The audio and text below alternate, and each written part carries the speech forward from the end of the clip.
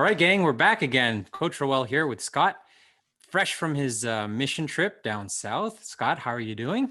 I'm doing fantastic, Roel. How about yourself? Doing excellent. Thank you. I'm excited to hear how your few days or week was down on your mission trip. Yeah, So, yeah, as a quick little background, where did you go, and what was this trip about? yeah. So this is essentially the same trip that we take our folks on. We go down to Ensenada, Mexico, which, for those that aren't familiar, it's down in the Baja Peninsula, Baja California, which is about an hour and a half south of the border out of San Diego. So about an hour and a half south of Tijuana. So we drive down, beautiful drive down Route 1 down the coast, and then we land in Ensenada, which is it's a shipping town, it's a port town, and it's also a cruise ship port. So a lot of amenities, Western amenities, if you will. If you were in downtown Ensenada, in many instances, if you close your eyes and open them again and didn't know where you were, you'd think you were in the U.S. There's a Starbucks, there's brew pubs, McDonald's, just a number of places to shop, high-end places, just a very, very nice, safe area. And so just outside of that Ensenada, or out of the downtown area by about 15 minutes, is the YWAM, Youth with a Mission base. And that's where we go. We partner with YWAM when we go on these house builds. And Youth with a Mission is the name of the organization. And when we go down there, we stay sometimes on base, or we stay in a hotel in town. And then we take usually the next morning, we take usually a 30-minute to 40-minute drive outside of Ensenada, where we get into the hills, we get into the valley and some of the areas that are harder stricken by poverty, and that's where we do our house builds. Hmm. So the house build, how does that work? You were there for just a week? You could build a house or two in just a week? Oh, Roel, we need to get you there.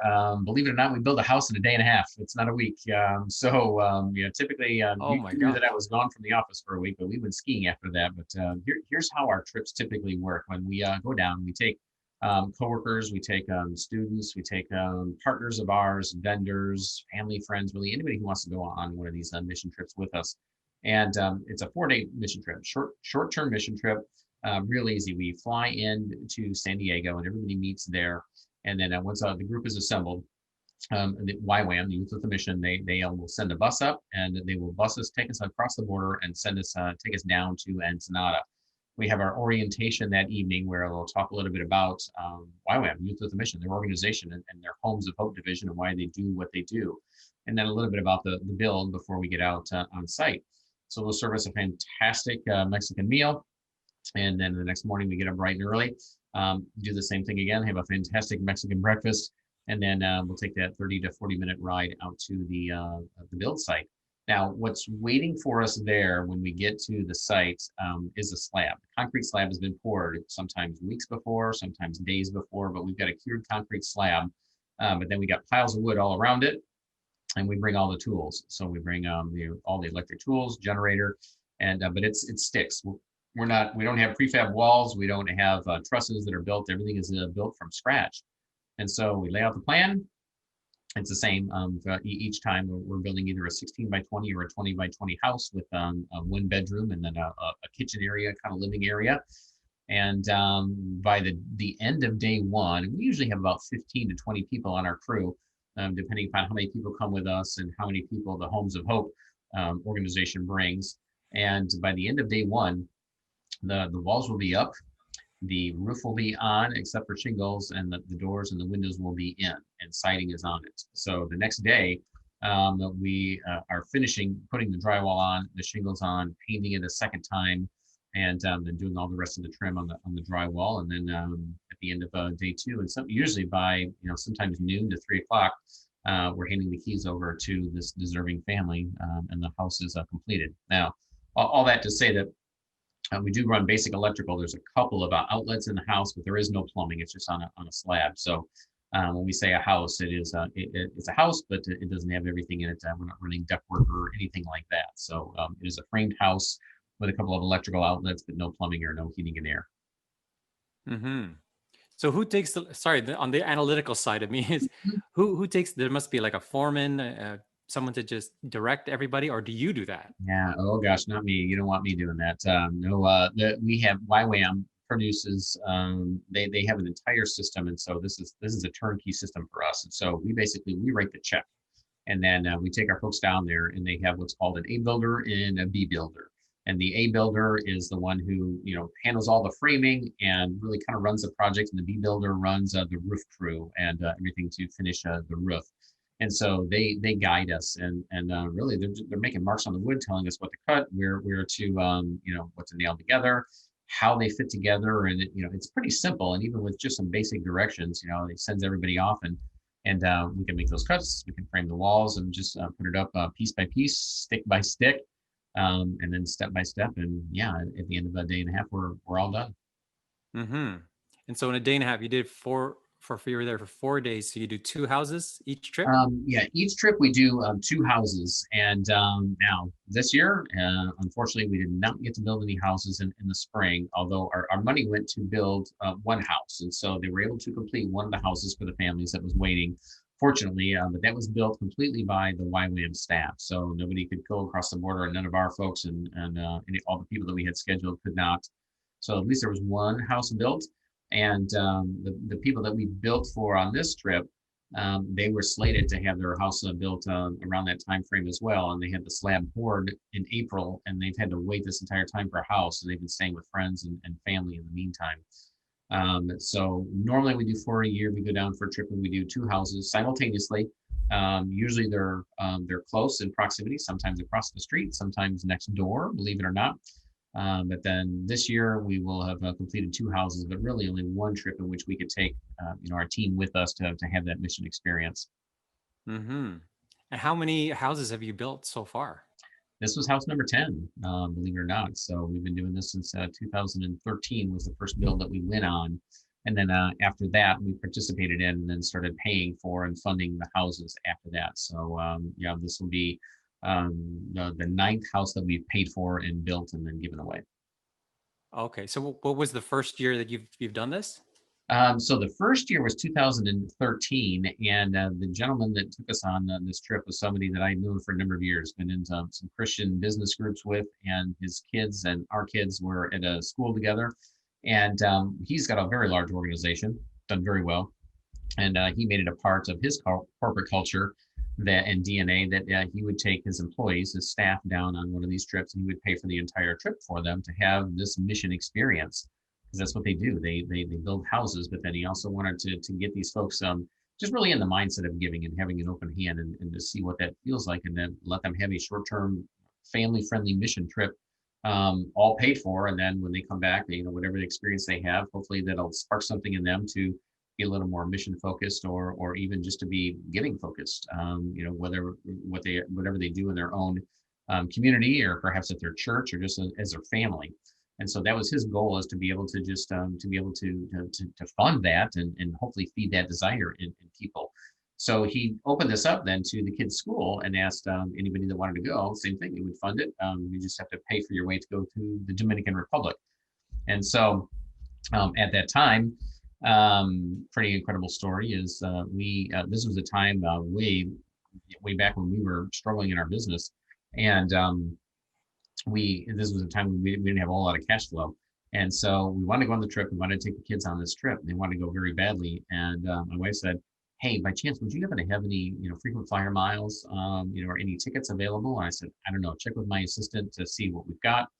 And I kid you not, Roel, when she checked and went to all the airlines and found out what we had miles equal to the exact amount of dollars that it took for us to be able to get down and take a family of 5 down to do this first mission build. So if that wasn't a sign of what we were looking to do, then I don't know what was. And so that was the first one that we went on. And then we made a decision at that point. I made a decision that this is something I wanted to do, per Dave's goal in mind, and taking all these people down there is to maybe spark something in them. I realized that this is something I want to do, and I want to get to the place where our company is funding these houses, and we're taking our clients and our staff and our friends and family down on these house builds and blessing people with a house and blessing our friends, family, coworkers, and partners with this experience for them to then take back and multiply it and paying it forward.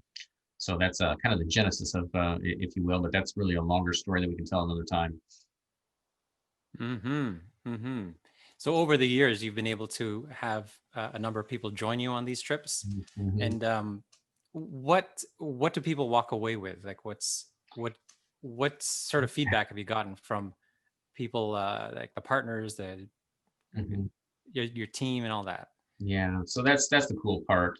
So I didn't finish the day four, as you asked, and so when we're done with the house, we give this away then to the family, and then we go back to the base, clean up, shower up, eat again, and then we have a time to debrief and just kind of talk about the experience that everybody has had.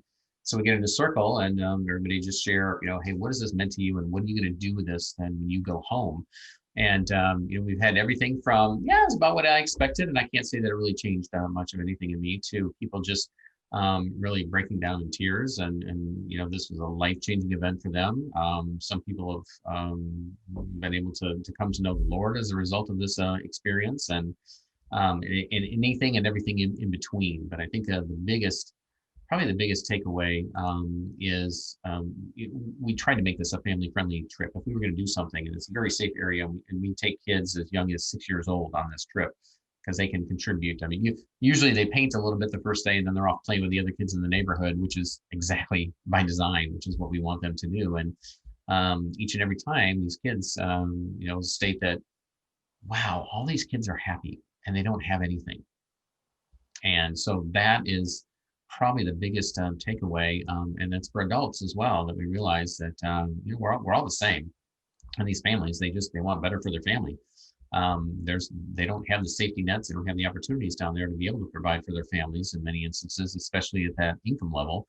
And so, this is life changing for them, and we're really changing the trajectory of this family, their entire family tree, by providing this house to them as well. But even before that, I think everybody walks away with realizing that these people are generally happy. Happy. They're living day to day, really hand to mouth, and any hiccup in their income is really traumatic.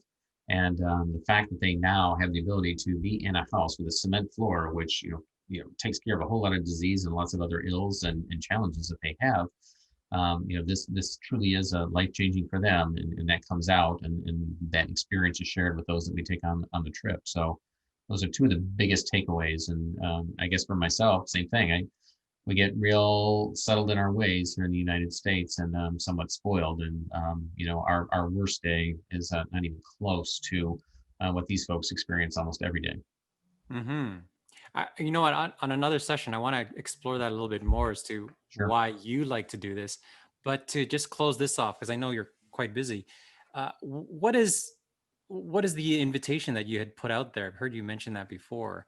So, Yeah, well, this is we're paying it forward, and the way we started this was that we tithe on our corporate profits, and so we take 10% of our profits in both our education and our investing business, and we stick it to an account over here. And when we have enough to go and build a couple of houses, we try to do one in the spring when school lets out, and one late summer before school goes back in, and to try to build two houses. And so we put this out there to anybody that wants to go. It starts with our staff, obviously the folks that are closest to us that we spend the most amount of time with, and then our students that are in our mentoring programs, some partners, our joint venture partners, vendors, and other professionals that we work with on a regular basis in our business. And we just say, hey, listen, if this is something you're feeling called or pulled, to go on a short-term mission trip, and you want to do this with your family, and you've been looking for one, well, we know, Roel, there's very few out there when people are looking for it, and this is something we can provide. And so, say, if you want to come along, we'll pay for it. You just need to pay the airfare to get to the Dominican Republic, or pay to get to San Diego, and we'll take care of the rest. excellent. Hmm. All right. Well, that's excellent for. I know you're again. I said you're busy. I think next time I'd really like to be able to explore Yeah. your why. I really like that. That's the spirit of Mhm. what you built here. So Yeah, it's pretty cool um, stuff. And thank you very much, and we'll catch you next time. Anything else? oh gosh, I think that's it for now. But I'd love to circle back and chat about this, and perhaps we can even do this a little bit later this afternoon. I may have a hole in my schedule. If you want to shoot me back, and we can continue on after that. Excellent. I got to join you on one of these. Hopefully, they'll get a vaccine soon and I'll feel safe enough to travel with you. Well, you know the invite is open because we've been asking. So we're ready when you're ready. All right. Talk soon. All right. Thanks, Roel. Thanks again for joining us here at Self-Storage Investing.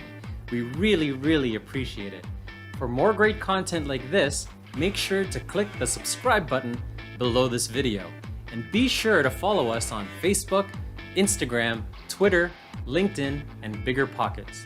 You can also visit us at our main website at selfstorageinvesting.com, where you'll find even more free content, our ebook, and registration to our free webinars and education courses, and much, much more. Once again, for more great content like this, please click the subscribe button below. Thank you.